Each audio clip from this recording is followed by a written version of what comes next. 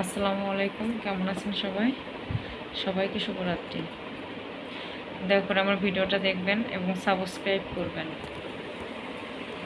যখন আমি হাই স্কুলে পড়তাম তখন থেকে আমাকে একটা ছেলে খুব পছন্দ করতো। তাকে আমি কখনোই পাত্তা দিতাম না। হাই স্কুল লাইফ পেরিয়ে কলেজ লাইফে গিয়েছি।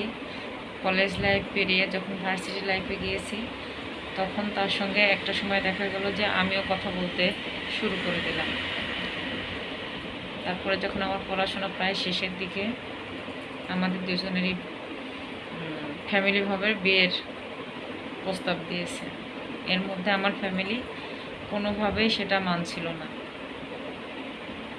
এক পর্যায়ে গিয়ে দেখা যায় যে ছেলে সুসাইড করে।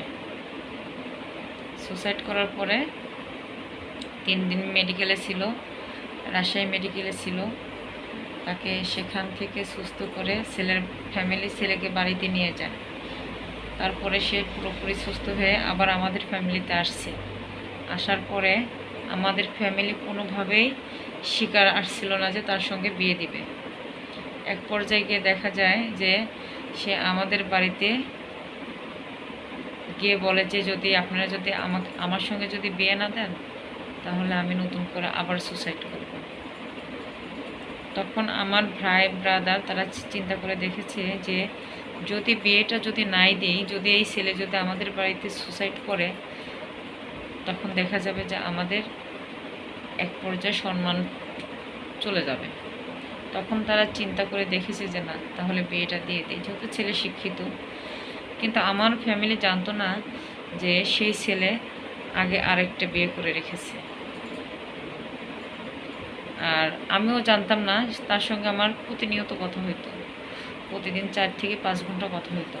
আমিও জানতাম না যে সে আরেকটা মেয়েকে ভালোবাসতো এবং তাকে বিয়ে করেছে। জাস্ট আমার সঙ্গে একটা প্রেমের অভিনয় চলছে। এক পর্যায়ে গিয়ে দেখা যায় যে তার সঙ্গে 15 সালের অক্টোবরের 1 তারিখে বিয়ে হয়। আমার 16 সালে আমার অনার্স কমপ্লিট হয়।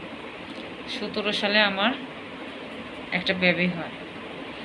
আমার বেবি যখন আমার 3 মাসের কনসেপ্ট করেছে, তখন আমি বুঝতে পারি যে না, এখানে কিছু লুকোয়িত ছিল, যেটা এখন প্রকাশ পাচ্ছে। যখন আমি জানতে পারি যে, তখন আমি চিন্তা করি যে না, একে ডিভোর্স দিয়ে দিতে হবে, এর ভাত কোনোভাবে খাওয়া যাবে না।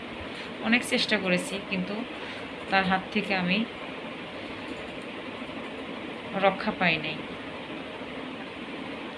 এভাবে চলতে যায় দিন, এভাবে দিন মাস বছর চলে যায়, আর আমিও এভাবেই ধৈর্য ধরে আসছি।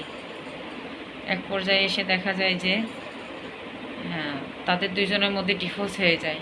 সে আগের ওয়াইফ এবং আমার হাজব্যান্ড দুজনের মধ্যেই ডিভোর্স হয়ে যায়। কিন্তু আমি আমার জায়গাটাতে আছি যে না, ধৈর্য ধরলে হয়তো ধৈর্যের ফল একদিন ভালো কিছু পাওয়া যাবে, এই অপেক্ষায় ছিলাম। কিন্তু এর মধ্য দিয়েও আমার উপরে অনেক নির্যাতন যায়, অনেক মানসিক টর্চারিং চলতো। কিন্তু সেটা আমি আমার বাবার বাড়িতে কখনো বুঝতে দিতাম না যে আমি এতটা কষ্টে আছি। কারো কাছে কখনো সেটা প্রকাশ করতাম না। এভাবে দিন বছরগুলো চলে যায়। পরে এক সময় দেখা যায় যে সেই মেয়েকে বিয়ে দিয়ে দেয়। আমাদের স্বামী স্ত্রীর সংসারটা খুব ভালোই চলতেছিল। এর মাঝেও দেখা যায় সেই মেয়ে নতুন করে আবার সম্পর্কের সঙ্গে জড়িত হয়। যখন ওই মেয়ের হাজব্যান্ড জানতে পারে যে এই মেয়েটা কাউকে পছন্দ করে কিংবা ভালোবাসে, তখন সেই মেয়ের হাজব্যান্ড তাকে আবার ডিভোর্স করে দেয়। ডিভোর্স করে দেওয়ার পরে তার রাস্তা কোথায় জানেন? তার রাস্তায় গিয়ে দাঁড়াইলো গাজীপুর চৌরাস্তায়। কেন চৌরাস্তা দাঁড়াইছে এটা আপনারা কি বলতে পারেন? কারণ তার প্রেমিকও নিল না, তার প্রেমিক বলতে আমার হাজব্যান্ডও তাকে নিল না, এবং সেই মেয়ে যে ছেলেকে বিয়ে করেছে সেই হাজব্যান্ডের সংসারটাও ত্যাগ করলো। মাঝখানে এসে দেখা গেল যে সে কারো হাতটাই ধরতে পারলো না। এর বিনিময়ে আপনারা কি বুঝলেন?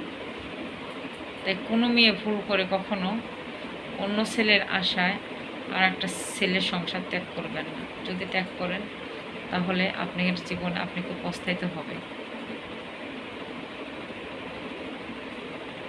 যদি আপনাদের আমার জীবন কাহিনীটা ভালো লাগে তাহলে দয়া করে সাবস্ক্রাইব করে যাবেন। ধন্যবাদ।